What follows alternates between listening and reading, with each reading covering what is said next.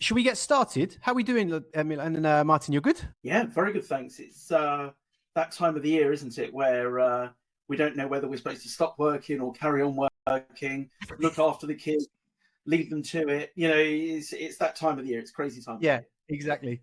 Hey, Kaylee, you're right. Hey, sorry.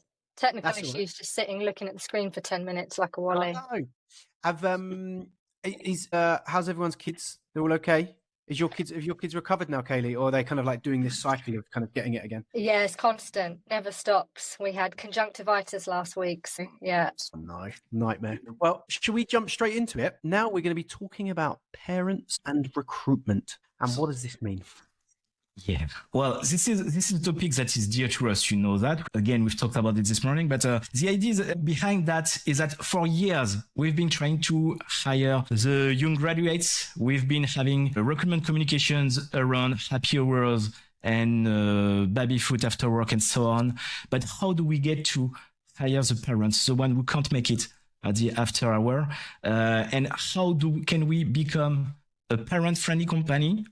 And how do we work around that as a recruiter? So this is the theme around this discussion. So maybe you could tell us how you feel about that and what's your experience. So maybe Kaylee, Ludmila, or Martin, you might start as you just joined us. Where to start from? Go for it. I think that's like, for me, it's always, I have to. That's just the fact that, for example, sometimes I'm not able to have the morning hours, or I'm just not able to have after 5 p.m. calls. But then I have the same with the candidates. It's okay to say no. It's okay to say for everyone no, for that matter. None of us pretty much glued to the computer, neither recruiters, neither the candidates. So it's okay to find the common grounds and work it out. But also working on the global scale, I do have the roles all around. Culturally, you can find the difference. When in Finland, it's like, of course, it's all right that someone is working between 9 and 4, no one expecting me to have evening hours. However, in Greece, they do expect, the candidates expect to talk to me after 6 p.m. because they have the working day. And that's where I'm coming in. So like, well, that's wonderful. That's great, but I'm not working after 6 p.m. That's just a hard stop. You know, I saw, I wrote some stats down, and apparently Spain has the lowest work-life satisfaction in the whole of Europe. And apparently 45% of people said they don't have enough time with the family. 5%. And then if you compare that to something like the Netherlands, it's like 19%. So it's like, there's not really like anything consistent. When you look at all the different countries, everything is very different. I don't think anyone's quite nailed it perfectly yet. No. You know, and what's there's an organization you've been doing work with, or you're aware of, isn't it, Martin? Yeah, so I'd call it a lofty title of an advisor, but it's actually my wife's business. So the advice is usually around the dinner table in the evening once the kids have gone to bed. But yeah, the business is called the 9 Month Club. It was set up several years ago by my wife and her business partner. And whilst the name is obvious what it kind of does, they work with corporate businesses. Actually, mainly their client base is mainly staffing firms, recruitment businesses.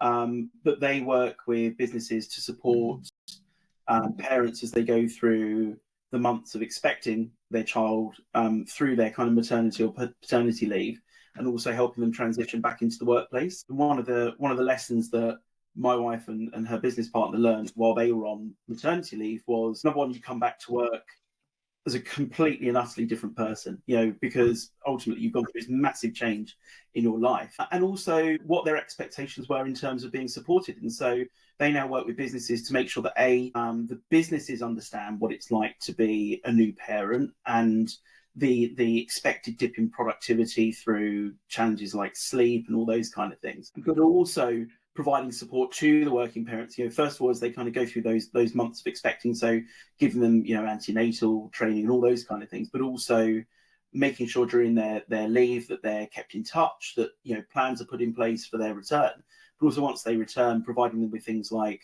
sleep training for the children, sleep training for them, you know, good kind of good routine consulting and all those kind of things. So you know, it's a fantastic business.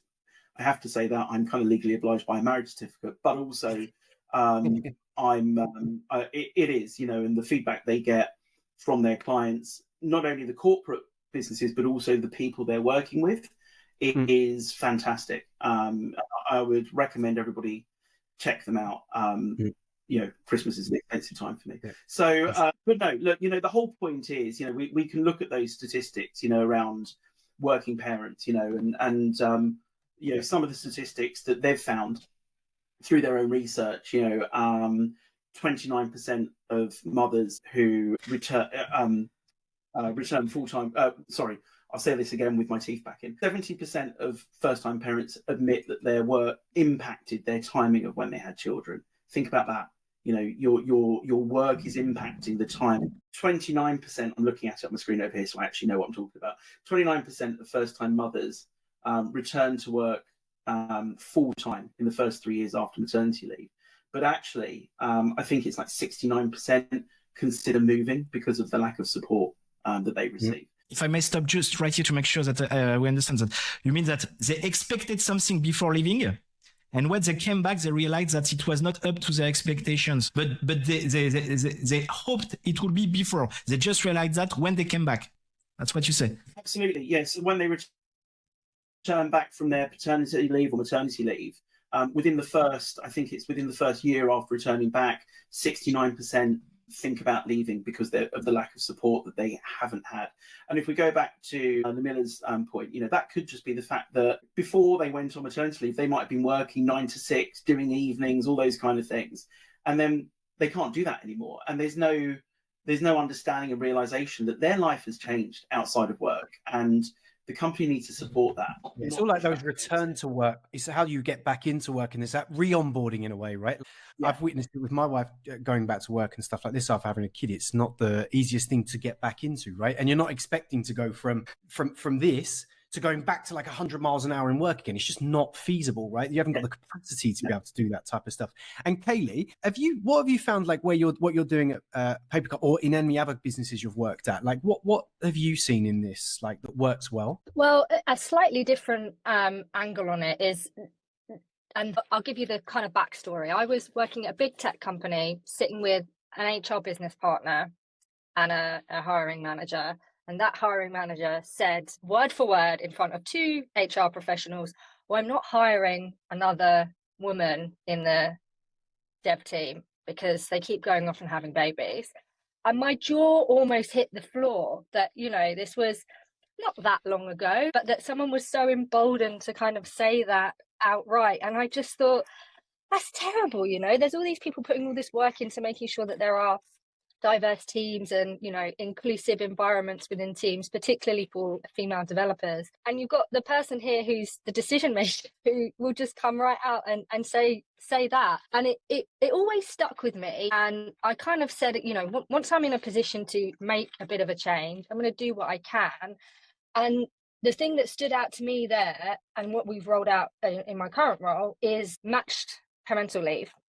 So we offer the same amount of time off, full pay, for primary caregivers and secondary caregivers. Because what does that do? Takes away that guy's point, right? Doesn't matter if you're a woman of a certain age or a man of a certain age, you can take the same amount of time off. So it kind of removes the discrimination element, which I thought was really important. And I mean, maybe that's me just sort of sticking it to that guy, I don't know, 5 years later or whatever. Do you know, to your point, Kaylee, I saw a stat yesterday because I was doing some fact checking and looking at stuff. In the UK, 1 in 9 mothers have lost a job due to pregnancy, to a pregnantly related issue, right? How crazy is that?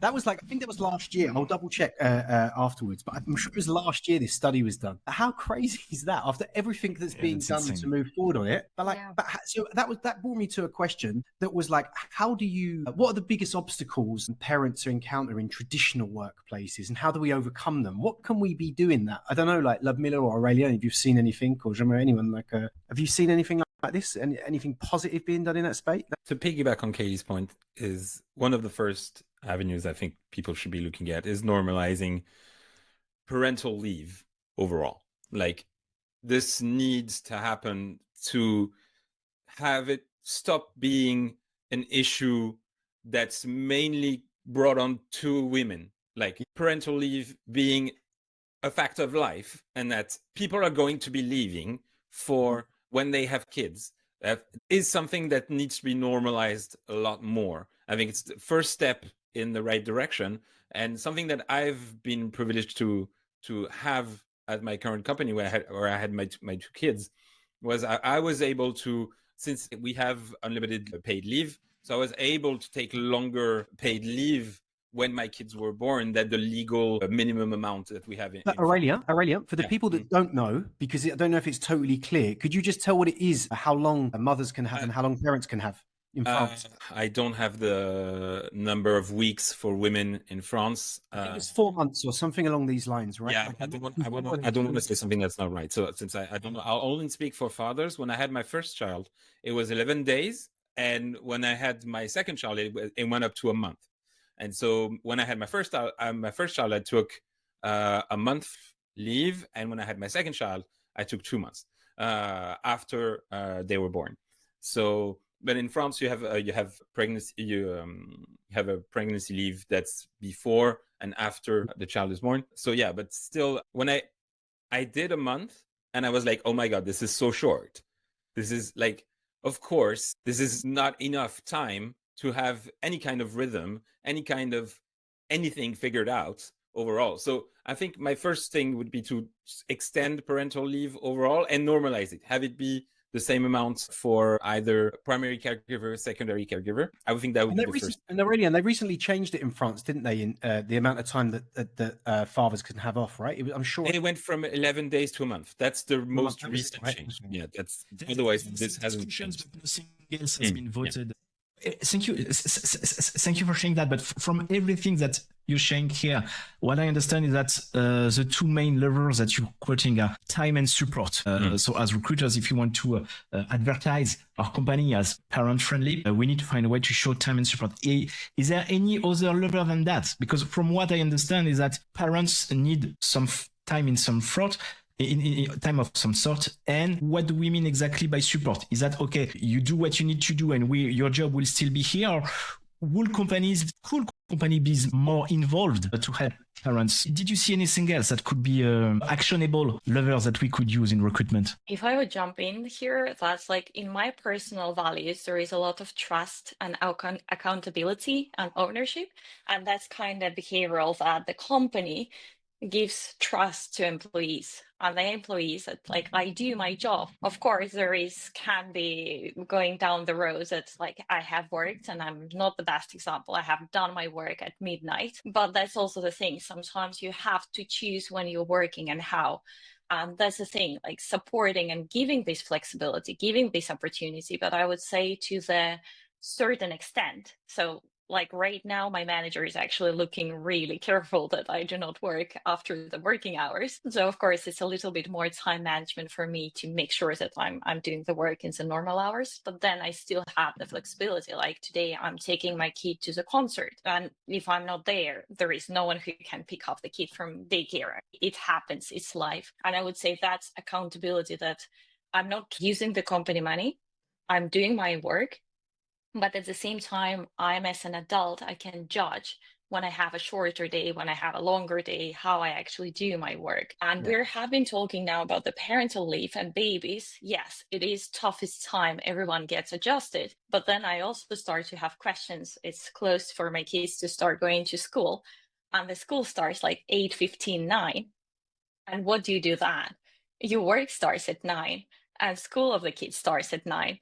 I can't magically appear in one place. So I would say the support there is that whether it's a childcare next to the workplace where you can take a kid and you can start your work there, whether it is having the flexible hours that I know a lot of families that one parent starts 1 week, for example, later, but then stays later and then they change next week so the families can adjust. On another thing, I can give the example that I myself at the beginning of career, I had this pre-assumption. I was hiring one product manager and the candidate was amazing, mentions it has 2 kids.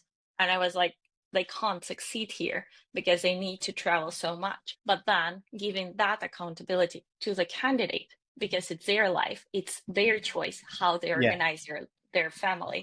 That was one of the best hires.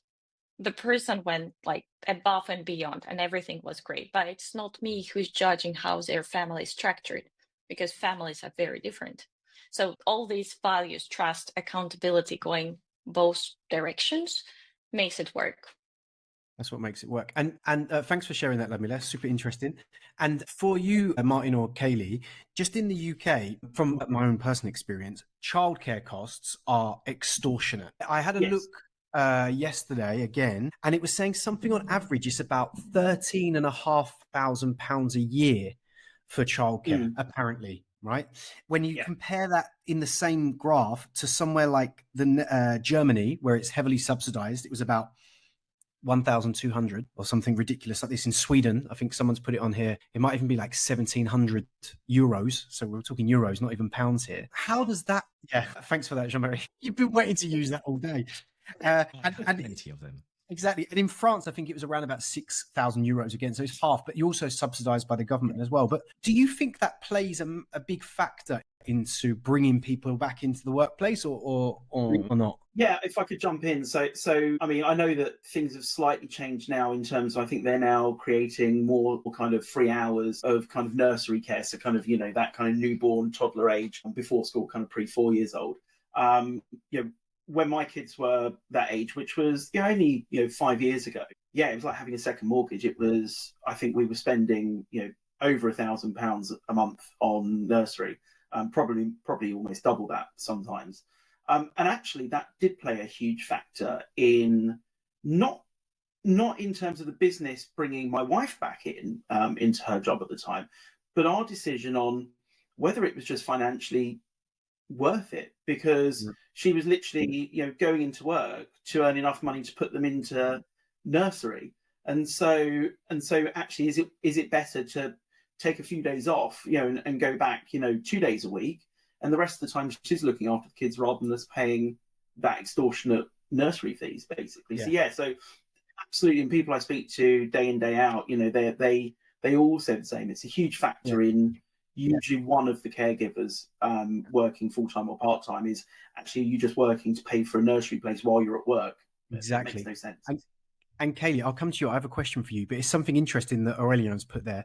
In France, you have to do like a yearly tax kind of return type thing. And tell me if I'm wrong, but once you have 3 children, you get a big tax break, right? For every kid, you get a little bit of a tax break. But once you reach the 3rd child, you get an extra tax break. This is what I understand. The system has a whole different levers, but from the 3rd child and onwards, sort of like multipliers that sort of like get exactly. into. So, but we don't have something like that in the UK, right? Or is that like tax credit stuff? Credits have gone now, it's different than it used to be. But as Martin said, they've introduced more free hours. They are free, but they're just not quite as advertised a lot of the time. There are eligibility criteria, but again, context in the UK, I'm in London. I pay £1,700 a month for nursery. That is officially more than my mortgage. It's insane.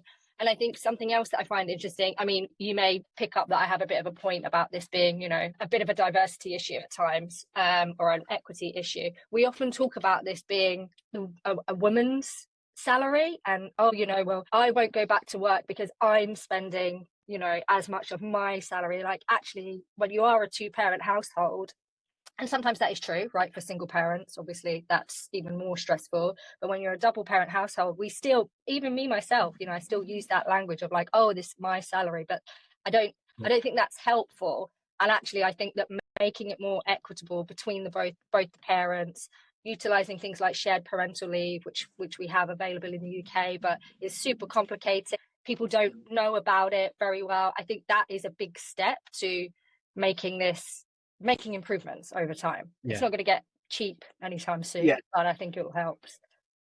Yes. No, and actually, that you raised a really good point, Kaylee, around whose salary it is, and actually, you're just kind of giving me nightmares back to when my kids were in nursery, because if I remember correctly, and I don't know whether it's changed since then, but if I remember correctly, the extra 30 hours that you got rather than the 15 was means tested on the salary. All the new hours are means tested, and I think if I remember correctly, as long as if I remember correctly, as long as both of you together earn less than something like £200,000, you'd get the extra salary, but you both had to earn less than 100,000 at the time. So I think I had friends who were foregoing bonuses and commission because it would actually take them literally, a smidgen over the 100,000 cutoff.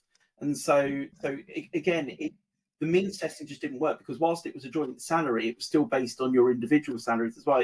Complete and utter mess. And I live just outside London and had similar nursery fees too, and it's painful to say the least. We're close to the end, people. Thank you for sharing. Would someone want to say like a final word before we move on to the next segment? God, that went quick. All I can say is if you are employing parents, think about flexibility.